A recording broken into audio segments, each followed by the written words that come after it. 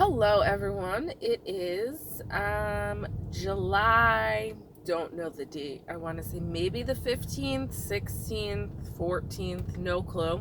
1:10 in the afternoon. I am currently sitting in the parking lot of our county prison, our county detention center, serving papers in prison. The good news is they can't go anywhere to run away from you, so it's usually easy money. In this case, he was just released, so not easy money. Anyway, while I had a minute to collect my thoughts in the prison parking lot, I wanted to make a quick video. I've been wanting to make this video all week.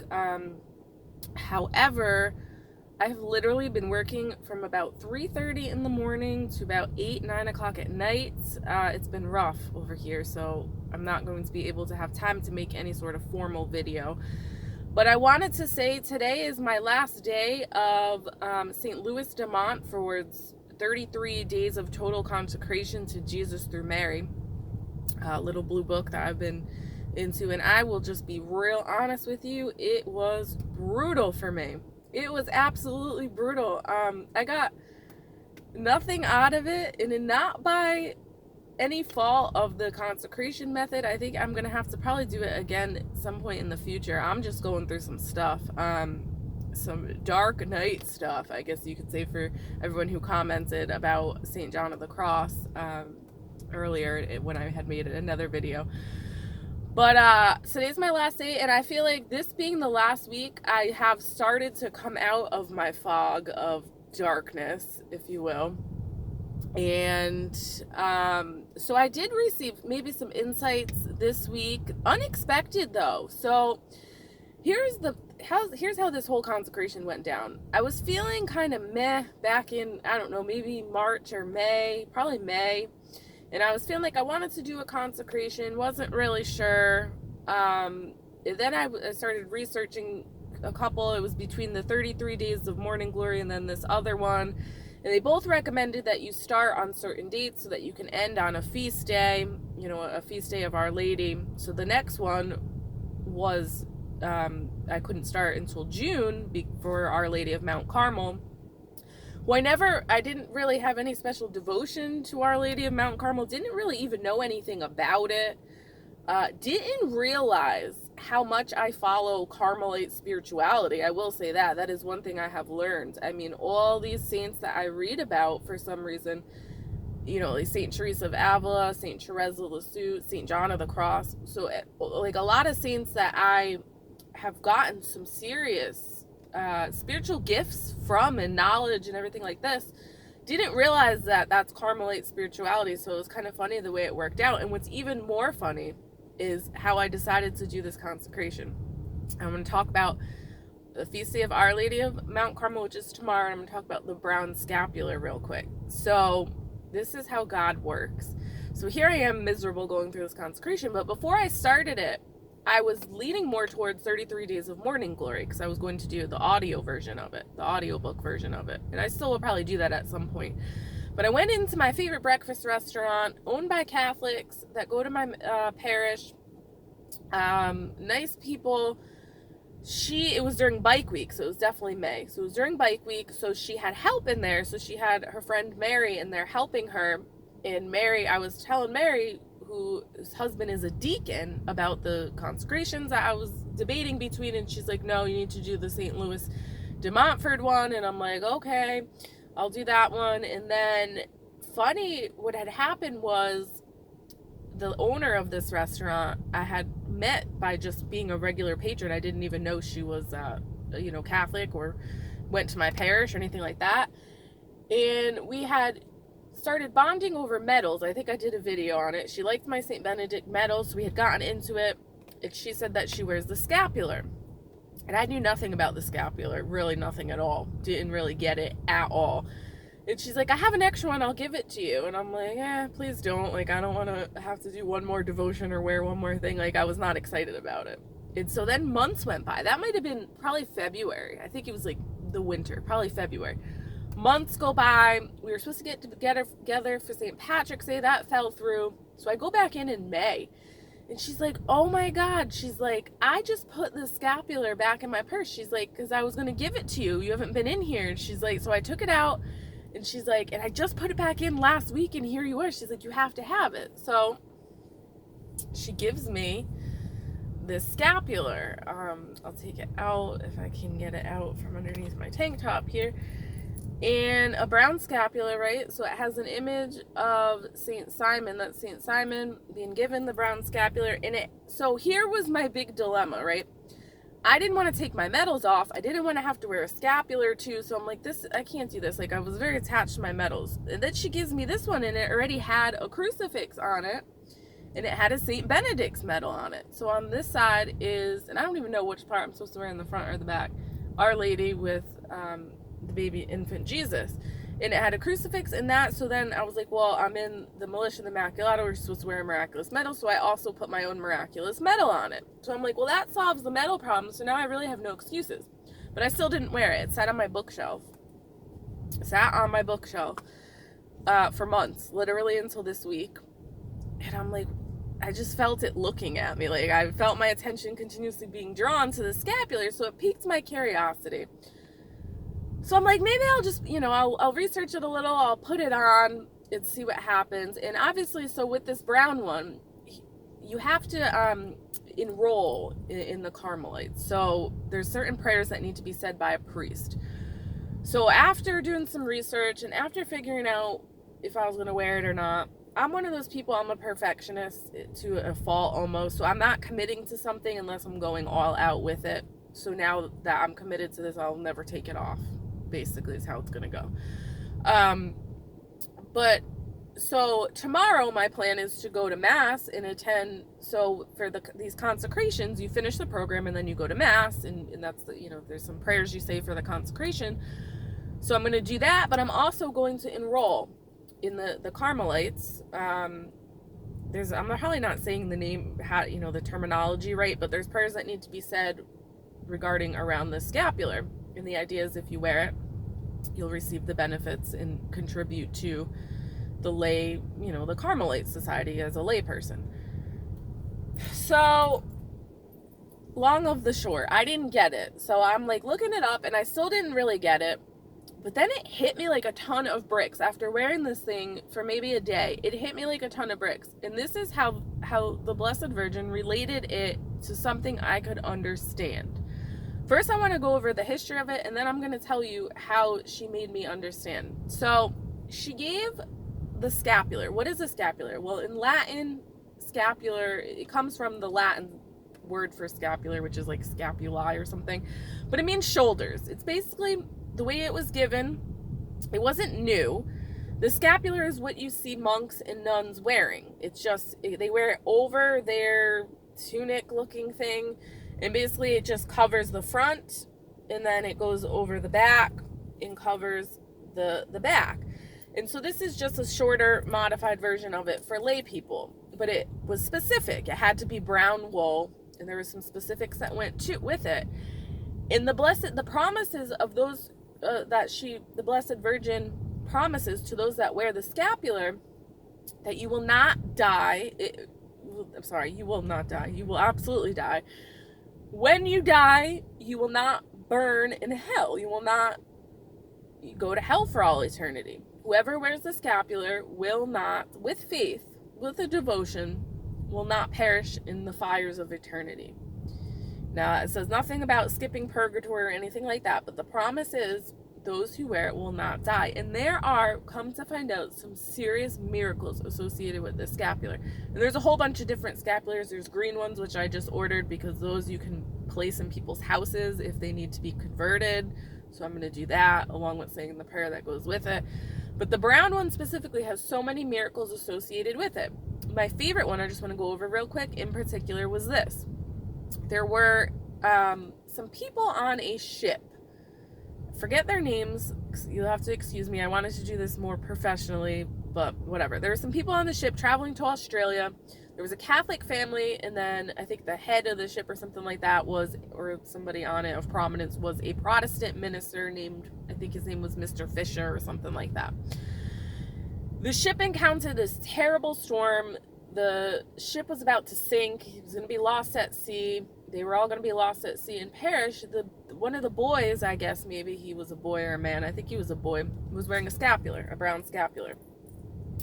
So they all, they come up on the deck. He kneels down to pray. The boy takes out his scapular, he holds it up, starts praying to the Blessed Virgin, throws the scapular in the sea, in the water, while praying. The ocean completely calms down. The storm goes away. There was one last wave that came over the ship, and what it did was this wave brought the scapular back on board and put it at the feet of the owner of the scapular. So this whole event caused the Protestant minister to walk away from the Protestant denomination and be converted to Catholicism. There's so many more about people getting struck by lightning, in them living miraculously and the scapular being unharmed. Stories about people, their bodies, after death being exhumed and everything's corrupted and everything's gone, deteriorated, except the scapular, which is perfectly intact. I mean, just look up miracles of the scapular. It is something else. I'll tell you what. So I'm like, wow, but I still don't get it. Like, I don't understand the wool. I don't understand the design. And for whatever reason, it just, after wearing it for a day, it came across me that this Virgin gave it to Saint Simon because it is her uniform. It is the uniform of the Blessed Virgin. And uniforms are something I can wrap my head around and understand. So by wearing it, there's no superstition, it's not magical, but by wearing it, it's saying, I am Team Mary. I am in the militia of the Immaculata. This is the uniform of the Blessed Virgin. And she tells him that these are my garments. So for that, I could wrap my head around. Furthermore, to take it one step further, I was like looking at, not so much this one, but the original garment, because there's no like cord or anything. It just goes over the shoulders and over the front. And I'm like, it looks like an IBA, individual body armor, that we wore in the army in Iraq. And that's your most important piece of armor, or of personal protection, with the bulletproof vest. Basically, it's just military grade. So it's an IBA. It's a vest that looks exactly like a scapular, and in it goes the body armor, the ballistic plates. And I'm like, not only is it the uniform of the Blessed Virgin, it is the armor of the Blessed Virgin. So that I could wrap my head around. So after I learned that, I'm like, oh man, I definitely have to get, to get on board with this scapular. So it's just all ironic to me. No, it's not ironic. That's how God works. That I was not expecting that kind of clarity. I don't know what I was expecting from this consecration, but it wasn't that. And obviously it just so happens that this consecration was done, or is going to be finished tomorrow on the feast of Our Lady of Mount Carmel.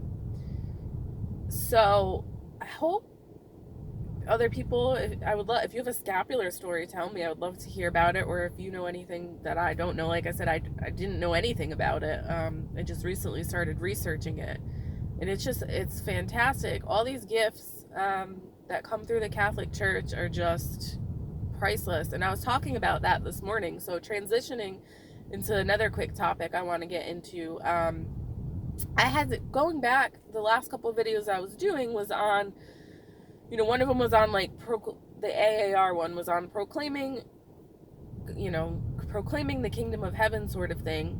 And, I forget how sometimes we can get tunnel vision and get focused in on one specific person. And we can forget that there's opportunities every day to proclaim the kingdom of heaven. And that actually happened to me today. So I got a phone call at the beginning of the week from somebody back home. And when I say back home, the town I grew up in Connecticut. And it's kind of weird. Like, I haven't lived there since I was 18, but it's a close, tight-knit community, predominantly Italian immigrants, Italian and Irish, mostly Italian, very Catholic, just cultural Catholicism, not so much like on fire with the faith, but just cultural. Everybody gets baptized, everybody goes, to mass, whatever. More of a cultural thing. So I haven't lived there since I was 18, never went back after I went to Iraq. But I still have like a weird following of people there. Like, now that I'm off social media, it's a little bit harder, but some of them are starting to call me. But people I went to high school with or friends of the family, I never really, like, a lot of them have never left. They still live there. And so I'm like kind of exotic. Like, I did all this stuff. Like, I'm a decorated war hero, I guess you could say. I have my own business. I've been through a lot of nonsense that word gets around of all the bad stuff too. So I'm not trying to make myself out to be something I'm not. But, I forget how many people look at me as a source of inspiration, not to toot my own horn, but this is what I want to say. If you ever find yourself, for whatever reason, being somebody's inspiration like I did today. So this guy calls me, like I said, following one of my groupies, followers from back home, whatever. He's like, I'm coming to Myrtle Beach. Older guy. He has, grown children and everything. His daughter that I met this morning, I think she's 19 or 20. Coming to Myrtle Beach on vacation with the family. I'd love to meet up for a cup of coffee. I'm like, okay, cool. Really didn't have time. Like I said, I've been waking up at 3:30, going to bed at 10, 11, 12 at night, working, until 8 o'clock at night. But something was nagging at me. Like, I have to make it a point to meet them for coffee. So I did. So I called last night at like 9:30. I'm like, hey, I have an hour tomorrow at this time. Can you meet me here? And he's like, yeah. So he brings his daughter. And I wasn't expecting all of what happened. It was just more of, I thought we were going to grab a cup of coffee, catch up, town gossip, whatever. And that wasn't what happened. I got the impression, wanted me to give his daughter inspirational and motivational advice. And I was like, not expecting that. So we sit down, he's like an, old Italian guy. And he's like, now his daughter's name is Ariana. He's like, Ariana, you listen to every word this woman is about to say. And I'm like, what? Like, oh no. So he was asking me certain things, whatever. And finally I'm like, listen, I just got to be honest with you. The key to my success is praying the rosary. And I'm like, I know that sounds nuts or whatever. I'm like, just hear me out. So I'm going into the whole thing about the rosary. But the point is, sometimes you are presented with these opportunities to share the faith, and they're Catholic. Share the faith with people who have fallen away from the faith. They don't go to Mass. They don't pray the rosary. That you don't expect. So it's important to accept these invitations. And if you're having these inner promptings of maybe this is something I need to do, then just do it. Listen to it. Make it a point to do it. And you don't know what you could change somebody's life. Like, that little 19-year-old girl, crucial time in her life. I wish somebody at 19 told me to pray the rosary. I don't know that I would have listened, but I might have, and it would have changed my whole world. I can tell you that. So it's important to share our testimony. It's important to share the kingdom of heaven, when you can. And hopefully that girl learned something from me, and I will pray for her. I will keep her in my prayers. I don't know their family situation. I have no idea. She seemed like a nice girl, not a troublemaker or anything like that, but you never know. And just by accepting an invitation to have a cup of coffee from someone who thinks, who sees the value in your struggle or whatever and appreciates where you are now, it's an opportunity. It's always an opportunity to glorify God. And, I was very clear about that. I did nothing on my own. Like, if it wasn't for the perseverance that God gave me and the faith that God gave me and God pulling me out of these situations, I would not be sitting in front of you having a cup of coffee. I'd probably be dead, in all honesty. So it's very important to give the glory to God. So I wish I would have talked their ear off all day. I would have went into my scapular story. But, I was just trying to stress, like, it's so important to learn your faith. I was trying to give them some resources, things like that. He might think I'm a complete nut job. Who knows? But they might go home and pray the rosary as a family. Who knows? You know what I mean? It could go either way. So that's what I got for today. So tomorrow, Our Lady of Mount Carmel, I'm going to Mass. I'm going to enroll in the Carmelites here. Carmelite spirituality is fascinating. Look it up, because it's, I think everybody's different. People connect with different saints for different reasons. Some people grow closer to God by having like the Saint the Franciscan spirituality, where they renounce the world completely and are into poverty and stuff like that, which is great. But some people grow closer to God because they're more of deep analyzers, deep thinkers. They have a deep interior life, and that's Carmelite spirituality. And I've always had a deep interior life, and I just never made the connection that all these really, a lot of these really deep spiritually people like St. John of the Cross, like St. Teresa of Avila, are all they were Carmelites. And that's the Carmelite spirituality, having that deep and active inner interior life.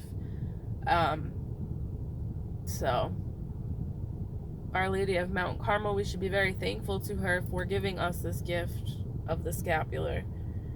And a lot of people are like, well, why does it have to be wool, and why does it have to be a certain color, and all this stuff? And God is specific. Like, go and read some of the Old Testament. He told Aaron, the priest, he told Moses and Aaron and all them basically exactly how he wanted them to dress, right down to the material it needed to be made out of and the colors. So he doesn't just leave things up to chance, like, oh, don't worry about it, you can stroll in to offer the sacrifice in jeans or whatever. Like, no, like specific stuff that we still carry on today in the Catholic faith. Very specific. So I don't think it's weird that Our Lady shows up with specific instructions on how she wants her uniform to be.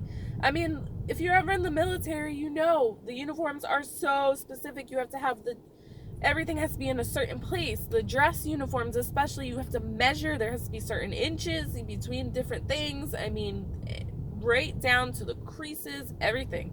So once I understood that, it's just funny to me how God will hit you with something, and I'm like, well, why didn't you say that? Okay, it's the Blessed Virgin's uniform. Got it. I'm on board.